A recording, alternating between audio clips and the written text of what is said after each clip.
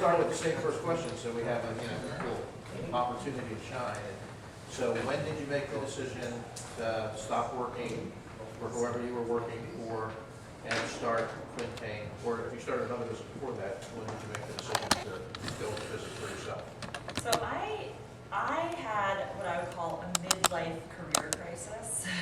Except she's not old enough to have midlife No, it was career. definitely, it was like really far into my career, far enough that I used to be an international development consultant.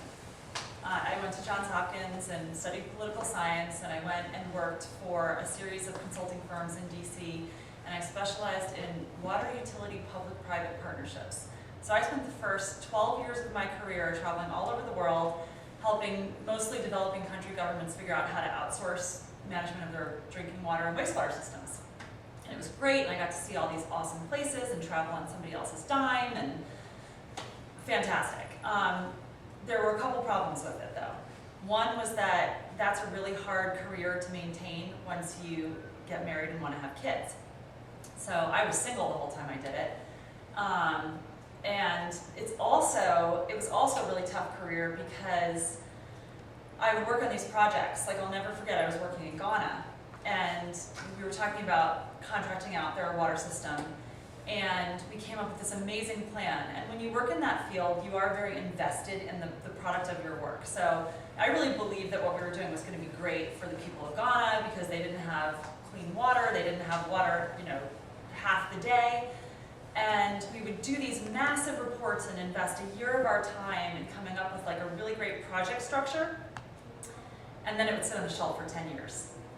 Either because an NGO came in and derailed the process because of poor communication, or because the government just couldn't get out of its own way. Whatever the reason was, it became, after a while, I started to become really frustrated because you pour your heart and soul into this work and then nothing comes of it, which is just soul crushing. So I was getting to this point in my career where I was actually really successful in that field, and I was working for the Asian Development Bank and teaching their staff how to do this, and I was working for the World Bank and working for the Inter-American Development Bank and USAID, and I realized I'm where I always thought I wanted to be, and I don't want to do it anymore. So that was a big wow moment for me, and at the same time, I actually met the man who's now my husband. So I got married kind of late. I was 35, and so I was like, what am I going to do? I don't want to keep traveling. I can't have a baby and be like, I'm going to Africa for 6 weeks. You take care of the baby. I mean, I could, but it's not how I wanted to raise my kids. So I really had to rethink everything, and I was totally lost. I went out and got my real estate license, never did anything with it because I realized I was going to hate that job. Actually, my first business that I started was not the business I run now. It was, I like to think I was before my time. It was a pop-up designer women's consignment shop. So I would go around and collect all these really high-end clothes from people, and then I would set up in like a hotel ballroom for 3 days, and you had your chance to come in and buy this stuff. That was a long time ago. Now that's a much more common model, but then I realized I did that for a year, realized it was way too much work for too little money, scrapped that. And it was around that time that my husband was like, what do you think about starting a marketing company? And I was like, sure, great, let's try it. And it was really his project in the beginning. I mean, I was the owner because we were hoping to get contracts as a woman-owned business, which did not happen. For us, was a waste of time. But that's how I came into ownership. And I would say, for me, this whole process was about really trying to find a better quality of life, and also to do work that I loved and that was fulfilling. Because my old job, I loved what I did, but it wasn't fulfilling because the projects weren't happening fast enough. And there was a lot of corruption of bureaucracy in government, and I got super frustrated by that.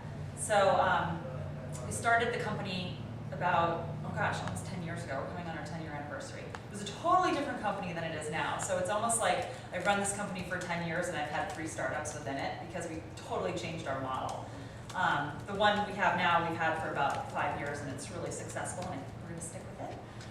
But I'm actually, you don't even know this, starting another company. I'm in the process right now. We're probably going to incorporate it in the next 2 weeks. So I realized this morning, I was telling Neil that I think now I'm a serial entrepreneur, which I never thought of myself as before. So So that's what it was all about, and I think it was about just really wanting to do something that I loved getting up in the morning and doing. And you know, you do, like Ron said, you work crazy hours, but if you love doing it, it doesn't really matter. So did the skills you obtained as an international developer directly contribute to the success of Quintain marketing? I mean, the strategy portion, was it marketing heavy? Sounds like international development obviously going to have some marketing involved, but how did you educate yourself enough to get to the current version of Quintain? What was the process? Right, so I was, like I said, a political science and Spanish major, which the Spanish part helped a lot when I was doing that job. In Ghana? Not in Ghana, but I did a lot in South America too. But I actually, before I started that career, I went back to school to George Washington University, and I don't know what I was thinking, I did 2 graduate degrees at once. Probably because I started doing a master's in international politics and got halfway through and realized that I was going to be just as marketable as I was with a poli-sci degree, which was to say, not very much. And so I started doing an MBA, and I did my MBA in marketing. So I did have a background in marketing, and what was interesting is that international development consulting actually got me back into it, because the reason the projects were failing was that there was really poor strategic communications around building consensus with stakeholders. So out of my own kind of initiative, I wound up specializing in that. So in Ghana, I was working, that was the project that kind of sparked it. I started working on, you know, if these NGOs are going to come in from out of the country, actually, they would come in from the UK and say, you know, private involvement in water is bad, and kind of derail the process. And the government just didn't know how to communicate around it. So I wound up working on how do you communicate better, and that actually was what I did in the last several years of that career, was teach international development agencies and governments how to communicate. And that's the same principle you use in marketing, strategic communications. It's about who's your audience, what's their pain point, how do you tap into that and educate them about the positives, and also directly address the negatives and start an open dialogue. And I think that the best marketing really does that. So that kind of led me back into it, but to specifically address what you asked, it was really helpful because, you know, I had to learn, I was basically a management consultant. You know, I specialized in a specific area, but that's what I was. And when you're a management consultant, it's all about learning the client and sort of learning their business, and then being able to effectively advise them. And that's what you do in marketing. My clients are in all different industries, some B2B, B2C, nonprofit, and you have to get in and really learn the client and understand what they do to be able to effectively represent them. And I mean, we do things like we even write their blogs, so we're speaking in their voice, and that helped a lot, I would say. So to contrast, so Ron had a massive change when the economic downturn, when he introduced a new revenue stream in the form of digital data deals. You mentioned, I'm going to use another MBA term, what sounds like, if you called it 3 startups, I'll call it, you had 3 pivots. I did. Right, so tell us about each of those pivots briefly, and then the big pivot at the end where you're at now. So that when we started this company, I was, like I said, not heavily involved. It was my husband's project, and actually in the beginning, we sold promotional products. So tchotchkes, swag, crap you put your logo on. I really kept the books because I was pregnant and raising my son, and it was great. I could do it in my spare time, and I knew enough about accounting from my MBA to be dangerous. That was fine. We were actually our 2nd year in on track. I think we broke even our 2nd year, and 3rd year was going to be our big year of profit. And then the economy fell apart. And we actually, our first pivot happened because everybody, when the economy falls apart, stops buying tchotchkes and swag, right? You don't need it. It's not important. If you're going to spend money on marketing, that's not the main thing. So we lost a ton of money, and we were at an industry conference, and I attended a session on social media, and I was like, this is great. We can spend no money and start a blog and get on Facebook and LinkedIn and Twitter, and maybe it'll get us some business. So we started doing that for ourselves back in 2008, which seems so recent, but it was sort of early in social media days. And we got really good at it. We had a lot of time on our hands, and that was when I got involved in the business, and I kind of led that, and people started asking us to help them with it. So we were first a social media agency. Well, we were first promotional products, then we were a social media agency. And then what happened is, in the beginning, everybody just wanted to be on Facebook. You know, I need a Facebook page. Get me on there, post for me. Nobody cared what it was going to do for their business. Then everybody started asking, well, how do I know that I'm making money from being on Facebook or LinkedIn or Twitter or my blog. And so we started looking more closely at how you can really prove ROI from social media, which led us to the thing that turned us into the company we are today. And I should say today, what we really are is an inbound marketing agency, which is just all about marketing that's content driven. So it's about educating people and using content to drive them towards your business and generate leads. So we discovered HubSpot, which is marketing software. We're now a platinum level HubSpot reseller, so we're one of the top 25 agencies in the world for HubSpot. And we chose to really align ourselves with that software because we believed it, believed it was a really good solution for really being able to concretely measure throughout the full life cycle of your marketing, what's working and what's not, and we use it for ourselves. And it's transformed our business because we were a very regional agency. All of our clients were in the Baltimore, Washington corridor. And now we have clients all over the US and some clients internationally. And that's purely because we're drinking our own Kool-Aid and creating great content, and that's giving us a footprint on the internet. So finding that was a huge wake-up call. So I just heard a magic Founder Institute entree. It sounds like you're a technology-enabled marketing firm. Oh, totally. Right. I mean, marketing is all technology-driven these days. Right. Absolutely. So, again, Founder Institute is trying to raise baby technology firms, but they've changed a phone call. In fact, this week, their vision statement and mission statement to be a little bit more updated and accurate. It's technology and technology-enabled businesses. So it doesn't mean you're in the IT industry or any of the sub-industry and domains. It can be you're in the fruit stand industry, but if you have a technology angle that differentiates you and it's core to your business, then that's fair game for Founder Institute as well. So, 10 years in business, 3 pivots, the last 5 years seems like home run city. So tell us about your new endeavor, unless it's top secret. Well, at this point, I've probably told people that it's not anymore, and we're launching really soon. So we experienced huge growth in the last 2 years. I think last year it was 78% growth. And it was really interesting because inbound marketing as a concept has gone mainstream, and companies are jumping on board with it. I want to do it, write my blog, produce my content, let's generate leads. And we've been really successful in generating a lot of leads for companies. And last year, the story I tell everybody that was my aha moment, and this goes back to what somebody said earlier about recognizing opportunities. I had a client that fired us. It was very interesting. He was a startup. He started his company last winter, and we built his website, and then last June we started doing his inbound marketing. And we generated 200 leads for him from June through January of this year. 85 of them were marketing qualified, so they met his criteria for what constituted a great lead for his business. He didn't bring on a single customer.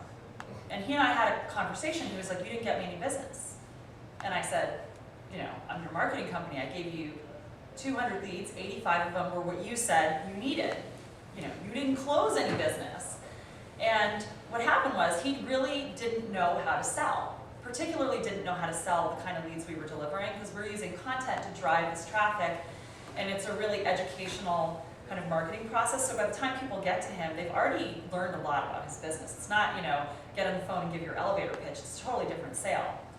So what we realized was that we could do everything right for our customers and still get fired. And that was the aha moment. So what do? We can't just accept that that's the new reality.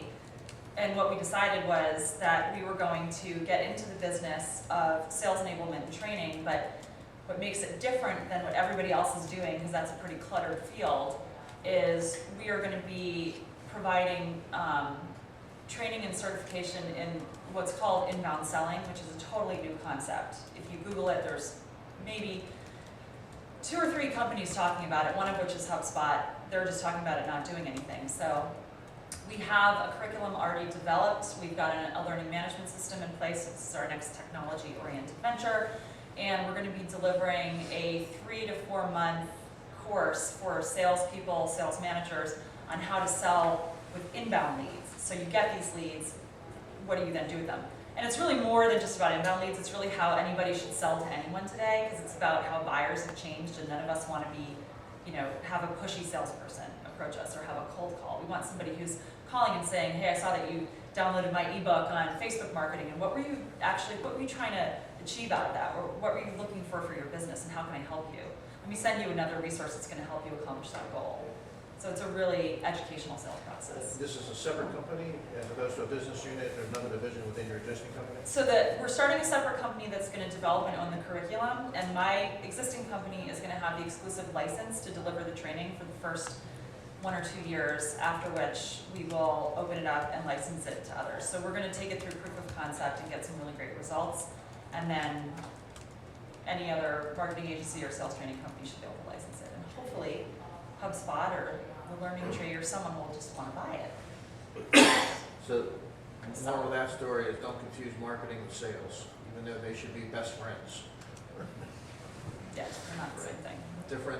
Different game, marketing versus closing deals and so on. All right, so we've talked about pivots. We've talked about, what you think you're starting may not turn out to be exactly what you end up excelling in, but that's a good thing, right?